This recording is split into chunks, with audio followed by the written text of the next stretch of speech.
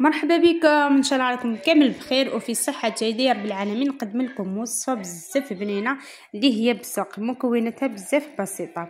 شوفوا معنا السلق هو مفيد جدا وصحي، لازم نغيروا له في طريقه التحضير باش الاطفال تاعنا يحبوه. بهذه الوصفه يجي بزاف بنين هكذا بهذه الطريقه. طريقه التقديم تاعو ما شاء الله طريقه يعني هايله مليحه حتى للضياف. بهذه الطريقه شوفوا معنا جا كي شغل كعكه تاع الخضر بالسلق بزاف بنينه. اعتمدوا هذه الوصفه حتعجب الاطفال تاعكم بزاف يعني سهله.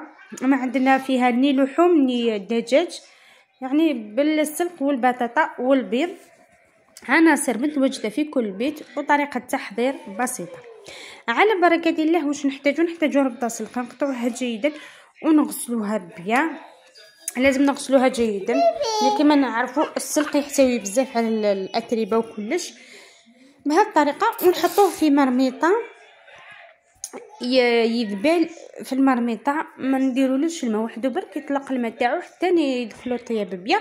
نصفوه ونحطوه على جهه هكذا، ونجيب البصل تاعنا نهزو حبيبه بصل صغيره نحطوها في مرميطه، ندير لها فلفل كحل شويه كمون شويه قزبر وشويه ملح.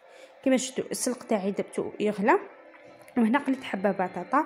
بعد ما غلى السلق تاعي خلطته مع هذيك البصله اللي قليتها بريا ودرت لهم حبيبات بيض، كسرت لهم حبيبات بيض. لازم يكون كلش بارد، البطاطا بارده والسلق بارد، ونفرغوها في المقله تاعنا على شكل اومليت.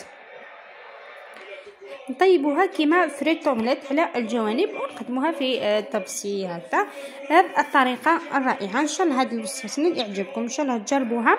ما بقى لي غير نقول لكم دعموني في قناتي. الى هنا وصلت الى نهايه الفيديو، الى وصفه اخرى، والسلام عليكم.